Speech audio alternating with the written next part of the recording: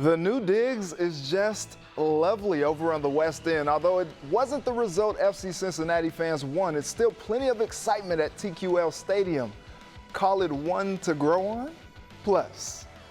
I know I'm the first player ever to have one on at the Bengals, so, I'm pretty excited to start off this legacy with one on and build something out there. Number one on the field and number one in your hearts. The newest Bengals weapon got his stripes. We're talking rookie minicamp with Ben Baby. And the Reds try to salvage the series with the Rockies this weekend, bringing the excitement once again. But why is this team so up and down? We'll talk about it with Moeggerheim. From WCPO 9 Sports, this is Sports of All Sorts. What up? Welcome to Sports of All Sorts. I'm Reggie Wilson. Big weekend in Cincinnati sports with soccer, baseball, and even some football action. As far as the baseball team, you might call what's going on with the Reds just part of the flow of the game, but it's very interesting however you look at it. We're inching closer to seeing Paul Brown Stadium full of fans this fall. And several players hoping to be on the field for those fans got a chance to show what they could do in an empty PBS. More on that in a bit. But we start tonight on the pitch where a good number of soccer fans filled the brand new seats for the first time to see the orange and blue. FC Cincinnati opened the doors of TQL Stadium over on the west side for the first time, a manifestation of 2.5 years of preparation. And what a beautiful sight it is. As far as on the pitch, FCC back in action for the first time in 2 weeks, taking on Inter Miami. Only took 7 minutes for things to go left. Breck Shea puts the away team on the board 1-0, went into halftime with the 2-0 lead. FCC with the 12 consecutive goals allowed after scoring 2 in the opener. Second half, wake 'em up then. Alvaro Barreal gets free and pops one. It only took 59 minutes, but that's the first ever goal for FC Cincinnati at TQL Stadium. Take your place in history, young man. It's 2-1. Then it gets even better. Cincinnati's own Nick Haglin just into the match, heads up. That goal ties the game, and you think he's not pumped in his hometown? Look at him. But the fun comes crashing down. Gonzalo Higuain scores for the second time just 3 minutes later, and that's the difference. FC Cincinnati falls 3-2. After conceding that third one, everybody's, of course, very disappointed in not winning again, because everybody is feeling that we only need to have maybe that little bit of luck, maybe that can change a whole game, and that's what we're looking for. That can make a big change in soccer. Jaap Stam definitely dressed the part. All right, joining me is FC Cincinnati beat writer Laurel Failer with the Queen City Press. Laurel, thanks so much for taking the time. You got a chance to take in the action from the brand new stadium. So what do we think? How's the atmosphere in game number one? The atmosphere was incredible for just about 6,000 fans being there. It is different in the press box here because you can actually hear the sound. So, but I could hear with the windows open. It did sound pretty loud for just the size. the Bailey is twice the size as it was at Nippert, and that makes a huge difference, I think.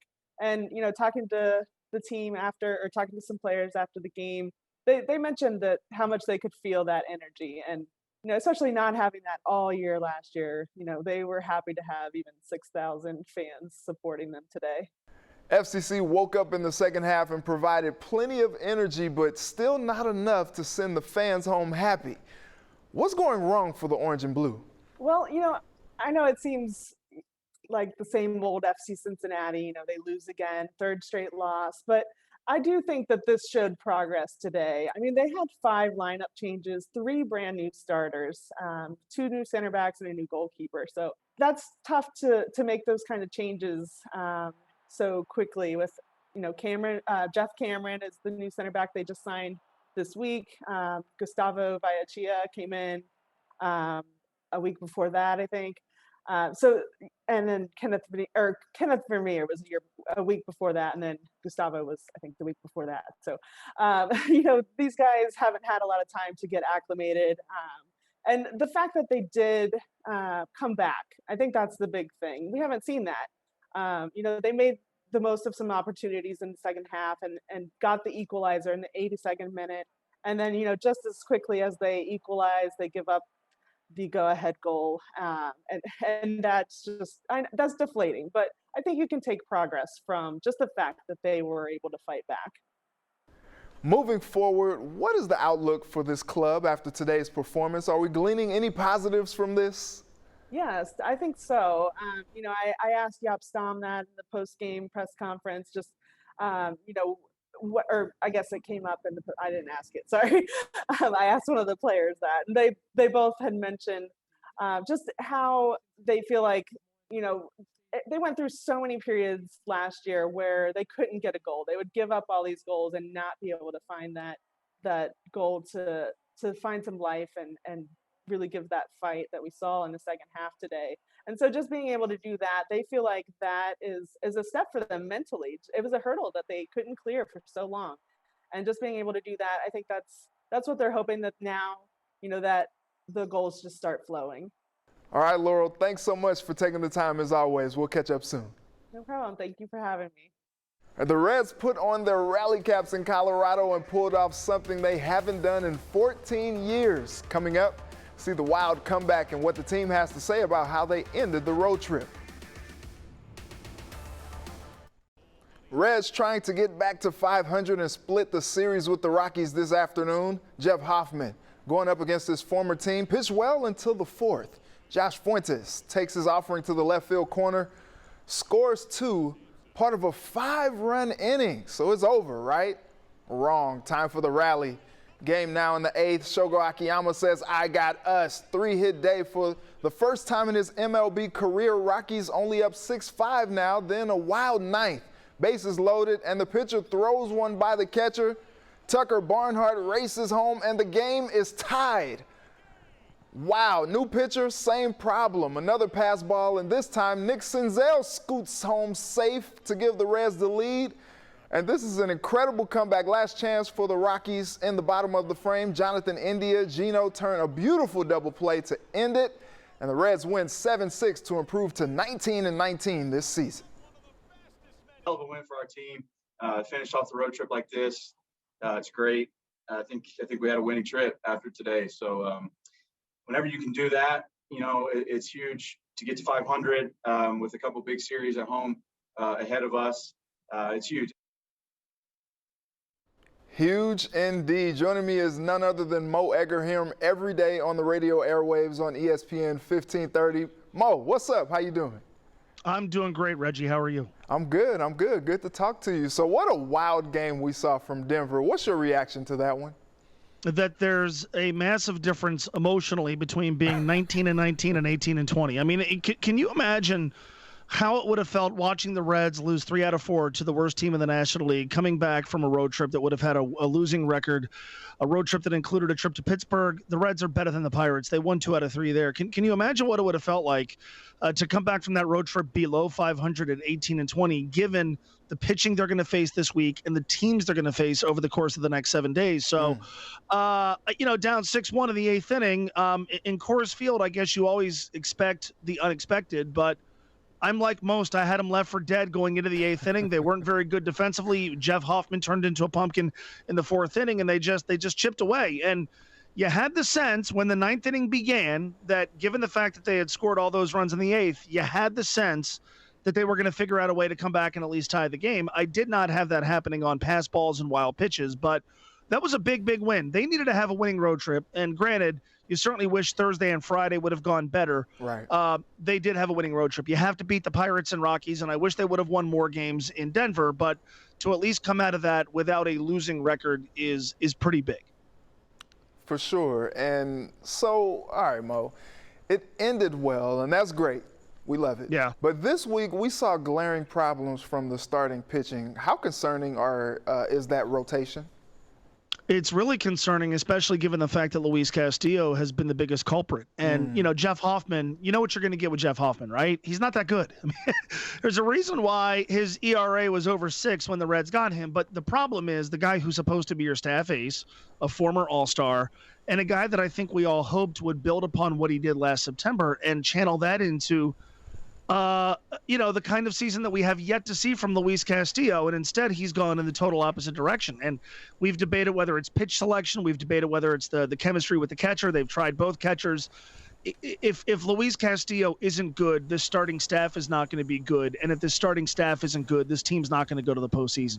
That has to be figured out. Maybe there's some light at the end of the tunnel when it comes to Michael Lorenzen, but he's effectively starting spring training over again. So it's going to be weeks before he can come back. It's a problem. It's a problem. And I know folks want to see Hunter Green. I know I want to see Hunter Green. I'm not sure that that's the solution for a team that's starting staff was supposed to be its strength. And forget, whether or not it should be Hunter Green. Luis Castillo is going to get the ball every fifth day. He's got to be better than he has so far this year. And the fact that his struggles have persisted now until the middle of May is problematic. Very much so. So I asked you this last month, and I'll ask again. Have we seen enough to know who this Reds team is? Yeah, they're okay. I mean, I think that was my answer then. It's my answer now. I've seen nothing over the first 38 games that's dissuaded me from feeling the way I felt at the beginning of the year. I didn't think they were going to be great. I don't think they're going to be terrible.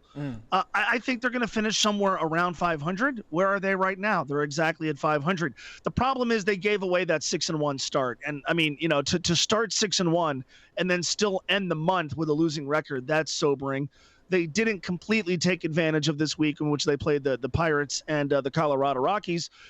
I thought before the season, and I'm far from alone in this regard, I thought before the season that whatever improvements they made offensively were going to be offset by the bullpen and the starting staff not being as good as they were last year.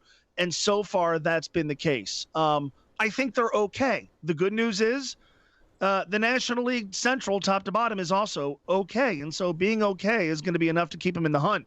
But you do wish they would stop just on a daily basis, either trying to get to 500 or stay above 500. It'd be nice for them to go on a little bit of a run where they've at least cleared that hurdle, because it feels like they've been chasing that for years. Yeah. It would have been nice if they could have emerged from this road trip a game or two over 500. Unfortunately, that's not the case.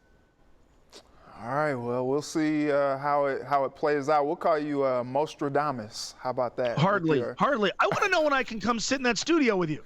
Tired of being in my basement. Soon, my friend. Right. But I still love the setup that you have down there. That's an elite setup. It's not bad. It is. There are worse places to hang out. I just sit here and wait for people like you to Skype me. All right, Mo. I appreciate you taking the time. All right, Reggie. Thank you. Yes, sir. All right, coming up, the 2021 Bengals draft class hit the field in their new home this weekend. So who impressed? And why was Jamar Chase pleasantly surprised with his introduction? Ben Baby will let us know. Bengals rookie minicamp at PBS Friday. Mike Brown looking at some of his new toys. Couple local guys in action. Fairfield's Jackson Carman working at guard. Former LaSalle punter Drew Chrisman trying to pull a Kevin Huber and make the roster. The one guy everyone had an eye on is, of course, number one, Jamar Chase. Not catching passes from Joe Burrow quite yet, but catching passes nonetheless. First time in over a year for the first-round receiver being on the field. Just to get my feel back of football, be very comfortable again.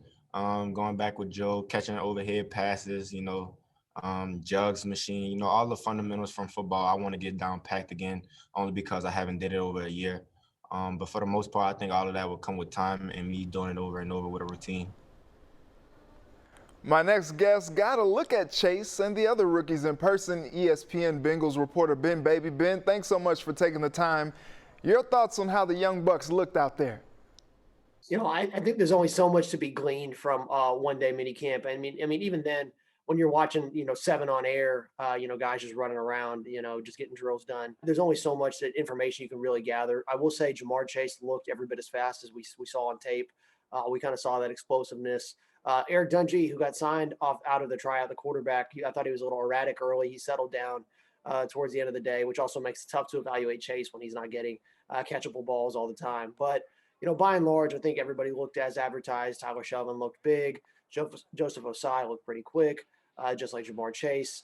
I thought it was interesting that Chris Evans tried to get some reps afterwards, and the equipment team on the jugs were like, yeah, we're not sure if we can do that. I don't know if we're allowed to. So Chris kind of got denied there, but it's good that you see him wanting to do that, because I think he's going to have to do that in order to make the team. But by and large, I think Zach Taylor just wants to see everybody in person, see who's in shape, kind of see where they have to go from here, and then we'll see when the veterans come in. It'll be fascinating. I know that Zach Taylor hinted that Joe Burrow might be able to participate in OTAs, even though he can't, he's not fully rehabbed, just kind of somehow kind of be involved, which I think would be important for him as he kind of grows into this leadership role that he's already kind of taken.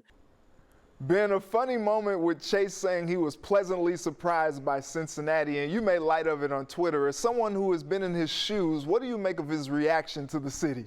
Yeah, so some background for the viewers. I came in 2019. Honestly, I hate to admit it, I don't know if I could have put Cincinnati on a map if you gave me $500 before I took the job. But Jamar and I are in the same boat. There was a job that we really wanted. We wanted to go, at the highest level of our field, and it really didn't matter where. I think that's kind of what NFL players are like. They'll go where it's not like they're going to go, oh, I don't really like that city, I don't want to go there when they're getting drafted. For the most part, it's very rare that occurs, and so I kind of empathize with Jamar, because I didn't really know what to expect from Cincinnati, but whatever my expectations were, Cincinnati kind of blew it out of the water. I wasn't expecting there to be so many hills, for there to be, the river going through the city, really beautiful skyline, great downtown. I remember when we were coming in, we were driving into Cincinnati from Kentucky from the airport, and the second we got through the cut, we were just blown away. And you're like, wow, this place is, this is going to be a really cool city to live in. And I think Jamar kind of had that same realization. Don't sleep on Cincinnati. Lastly, Ben, a lot of debate coming into the draft about taking an offensive lineman. Bengals ultimately end up with hometown kid Jackson Carman. How high are the Bengals on him? Obviously they really like Jackson Carman a good amount. They're going to move him from left tackle to right guard. I think that's where he's going to project that. I would imagine Quentin Spain or Xavier Su'a-Filo will compete for that starting left guard position. But when they traded down in the second round, it was very clear that they liked Jackson Carman enough that they would go drop down and get him if needed. And, it's interesting that, he played in that national championship game in 2019, along with T. Higgins, along with Joe Burrow, along with Jamar Chase. So you were talking about three guys, Tyler Shelvin, so four guys in the last two draft classes from that national title game were there. And I think, Jackson's going to have high expectations immediately. He's going to come in, and we all know the state of the offensive line last year. We know what they're trying to do under new assistant coach Frank Pollock. And Jackson will be asked to come in and immediately be, I think, a day one starter or contend for a day one starting job because that offensive line position, specifically at right guard, needs to be solidified. So it's going to take some time for him to make that transition from tackle to guard. I think it's going to need a lot of reps, and he talked about that as well yesterday when I asked him about it. But those are the expectations for him, and anything less than that, it'll be a mild surprise at this point. Eager to see how that plays out. Well, Ben, always appreciate the conversation. We'll catch up soon. Of course. Thank you, Reggie.